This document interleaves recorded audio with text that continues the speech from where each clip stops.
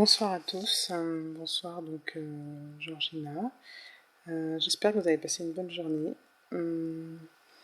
Je souhaitais donc vous partager une petite chose ce soir, vous partager quelque chose que j'ai entendu il y a quelques semaines lors d'une soirée de louange. Donc c'était une soirée de louange qui avait pour thème l'appel de Dieu. Et donc le prédicateur, il y a un prédicateur qui est intervenu pendant une petite demi-heure, qui est intervenu durant la soirée de louange pour nous partager quelque chose. Et donc il a parlé de l'appel de Dieu. Et il nous a dit que donc il y avait l'appel que Dieu faisait individuellement à chaque personne, mais aussi l'appel que Dieu pouvait nous faire de manière globale pour notre Église ou à l'intérieur d'un groupe. Et donc il s'est surtout concentré sur l'appel individuel que chacun de nous avons et l'appel que Dieu nous fait par rapport aux dons ou aux talents qu'on a reçus. Et donc ce qu'il nous disait, c'est que souvent en fait on cherchait des excuses pour remettre à demain l'appel que Dieu nous faisait. On va essayer de différer en fait cet appel pour pouvoir s'occuper un peu de ce que nous intéresse et pas ce que Dieu nous appelle à faire. Et donc, il me disait que lui-même, il avait lui aussi essayé de différer l'appel que Dieu lui avait fait. Il avait essayé de mettre de côté cet appel pour pouvoir faire ce que lui, il avait besoin de faire. C'est-à-dire que parfois, on va se dire qu'on n'est pas assez capable, qu'on n'est pas assez adulte, qu'on n'a pas le temps, qu'on a des cours, qu'on a le travail, qu'on a une famille, et que donc on n'a pas le temps de s'occuper de ce que Dieu nous demande, et qu'on va mettre de côté cet appel.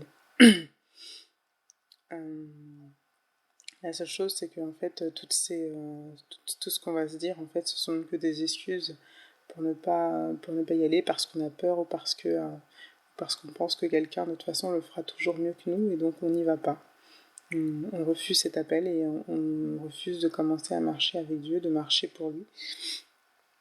Et même le plus souvent, ce qu'on se dit, c'est que de toute façon, ce don et ce talent, il existe partout ailleurs, que ce don et ce talent, quelqu'un d'autre l'a, et que donc quelqu'un d'autre fera le travail à notre place.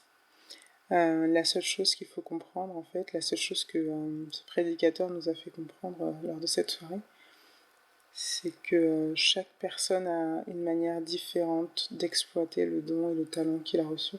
C'est-à-dire qu'il peut y avoir 10 000 chanteurs pour Dieu, mais ils ne vont pas chanter de la même manière, ils ne vont pas exprimer la même chose. Un chant ne va pas être interprété de la même façon.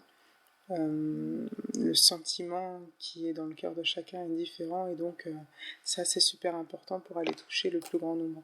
Il y a besoin de sentiments différents pour aller toucher des personnes justement différentes.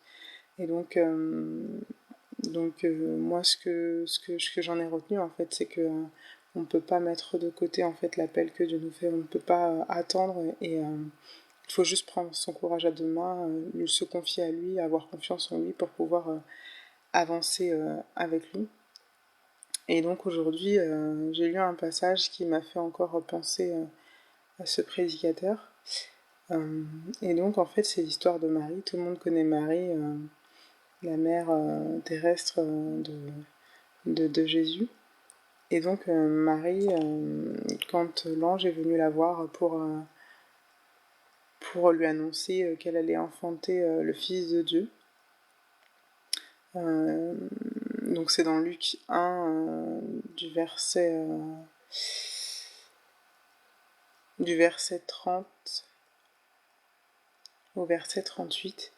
Donc Marie, qu'est-ce qu'elle va dire? Elle va juste dire qu'elle est vierge et que donc c'est pas possible. C'est peut-être une excuse qu'elle a essayé de trouver effectivement, mais ensuite, au verset 37, elle dit « car rien n'est impossible à Dieu ».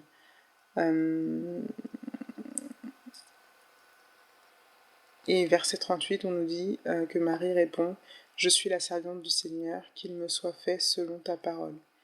Et l'ange la quitta. Donc c'est-à-dire qu'en fait, Marie, elle va pas refuser l'appel de Dieu, elle va aller directement vers Dieu, elle va lui faire confiance, elle va dire que de toute façon, elle est sa servante et que donc du coup elle accepte complètement le rôle qui lui donne.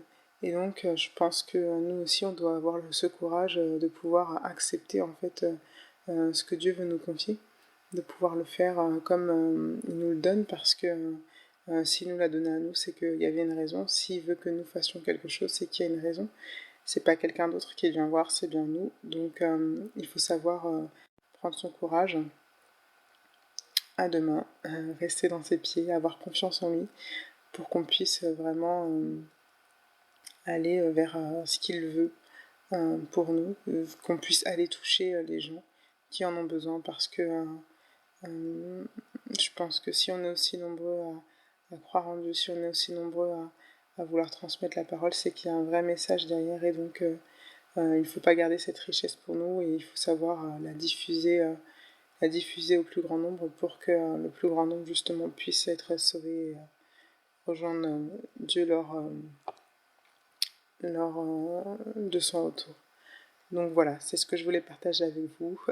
N'ayons pas peur de travailler pour Dieu, de marcher avec lui, parce qu'il a envoyé justement Jésus, son Fils, sur la terre pour nous racheter. Donc on lui doit bien de faire aussi notre part du travail pendant qu'on est sur cette terre. Donc soyez bénis et bonne soirée. À bientôt.